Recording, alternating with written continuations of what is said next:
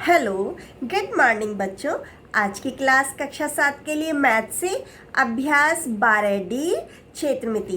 बच्चों, अब हम त्रिभुजाकार क्षेत्र का क्षेत्रफल निकालना सीखेंगे और इस अभ्यास में हम बच्चों समझेंगे कि इसके अकॉर्डिंग काम कैसे किया जाता है और इनका हम अपने दैनिक जीवन में कब और कैसे प्रयोग कर सकते हैं। तो चलिए शुरू करते हैं।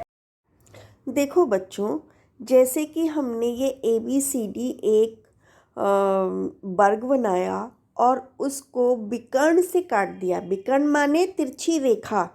विकर्ण से काट दिया, A से C को मिला दिया, तो आप देख रहे हैं ABC एक त्रिभुज बन गया और ADC एक त्रिभुज बन गया।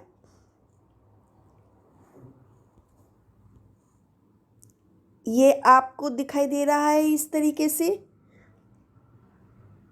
ABC एक त्रिभुज बना है और ADC भी एक त्रिभुज बन गया। ठीक है, वर्ग है, ये वर्ग में बना है।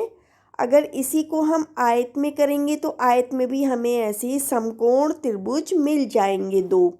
ठीक है, देखो बच्चों, हम जैसे कि आयत बना रहे हैं।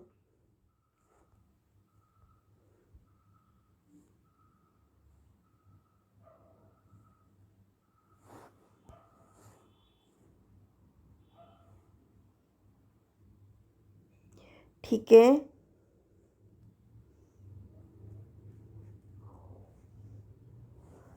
आपको अब ये दिखाई दे रहा होगा कि दो समकोण में बदल गया है। जब हमने A से C को उसके विकर्ण से मिलाया है तब ये दो समकोण में बदल गया है। ठीक है, तो हमें दो समकोण त्रिभुज में मिल गया। इसका मतलब है कि कोई भी आकृति, या वो वर्ग हो या आयत हो, जब उसे विकर्ण से मिला देते हैं तो वो बराबर बराबर दो त्रिभुजों में बदल जाता है। ठीक है बच्चों,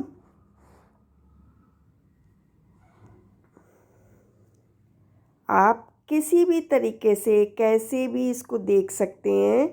इसको ये आपको दो बराबर त्रिभुजों में मिलेगा, जिससे कि हमें पता चलता है AB इसका आधार हो गया और BC इसकी संगत ऊंचाई हो गई। इसी तरीके से इसमें DC आधार हो गया और AD इसकी ऊंचाई हो गई। ठीक है बच्चों, आए समझ में? देखो बच्चों, अभ्यास 12D के अब हम कुछ इन प्रश्नों को हल करना सीखेंगे। ठीक है बच्चों, देखो बच्चों, अब इस सारणी में हमें पहला प्रश्न दिया गया है। त्रिभुज का आधार है 4.2 सेंटीमीटर और त्रिभुज की ऊंचाई है 2.1 सेंटीमीटर और त्रिभुज का क्षेत्रफल पूछा गया है। तो त्रिभुजाकार क्षेत्र का क्षेत्रफल क्या होता है? 1/2 गुणा आधार गुणा संगत ऊंचाई। ठीक है, तो इसका त्रिभुज का क्षेत्रफल क्या बन जाएगा? 1/2 गुणा 4.2 सेंटीमीटर इसका आधार था, है ना, और गुणा 2.1 सेंटीमीटर इसकी संगत ऊंचाई थी। ठीक है, अब 2 से काट दो, 2 एकम 2 और 2 दूनी 4, 2 एकम 2, कितना आ गया? 2.1 सेंटीमीटर। अब 2.1 सेंटीमीटर गुणा 2.1 सेंटीमीटर, तो आप इसको ऐसे समझो 21। 21 की 21 में गुणा करेंगे कितना आता है? 441 आता है। ठीक है, अब बच्चों, एक अंक पहले और इसका एक अंक पहले, यानी 2 अंक पहले दशमलव लगा दो। 1 2 यहाँ पे दशमलव लगा दिया, कितना आया? 4.41 सेंटीमीटर स्क्वायर। ठीक है बच्चों, अब बच्चों देखो दूसरा प्रश्न भी इसका ऐसा ही है। त्रिभुज का क्षेत्रफल पूछा गया है, आधार दिया गया है इसका 10 सेंटीमीटर और इसकी संगत ऊंचाई दी गई है 8 सेंटीमीटर।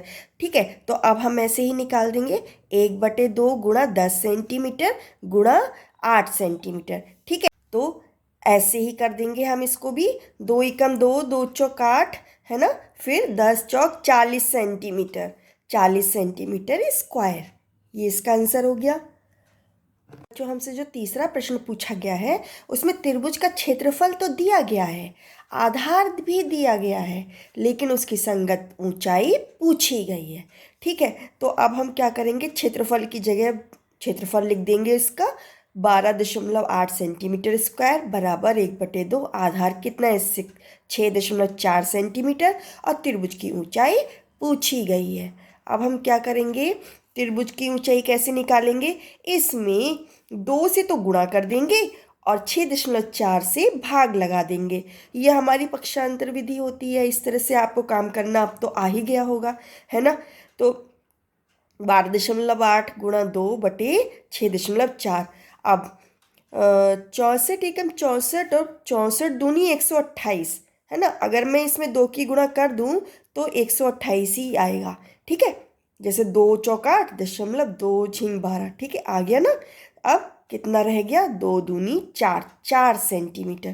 तो इसकी ऊंचाई कितनी हो गई त्रिभुज की? 4 सेंटीमीटर। बच्चों देखो, चौथा प्रश्न भी ऐसा ही है कि हमसे त्रिभुज की ऊंचाई पूछी जा रही है। तो अब हम क्या करेंगे? इसी तरीके से कर देंगे हम, 2 गुणा क्षेत्रफल बटे आधार। ठीक है, ये हमारा फार्मूला है। तब हम क्या करते हैं? क्षेत्रफल हमें कितना दिया गया है? 36 सेंटीमीटर स्क्वायर। तो 2 गुणा 36 सेंटीमीटर स्क्वायर बटे आधार कितना है? 12 सेंटीमीटर। 12 सेंटीमीटर लिख दिया। अब काट दो, 12 एकम 12, 12 तियाँ 36। कितना आ गया? 2 तियाँ 6, 6 सेंटीमीटर आ गया। इसकी ऊंचाई त्रिभुज की कितनी आ गई? 6 सेंटीमीटर। अब बच्चों पांचवा प्रश्न है, इसमें हमसे पूछा जा रहा है त्रिभुज का आधार। तो त्रिभुज का क्षेत्रफल क्या है? 1/2 गुणा आधार गुणा संगत ऊंचाई। तो त्रिभुज का आधार क्या बन जाएगा? 2 गुणा त्रिभुज का क्षेत्रफल बटे संगत ऊंचाई।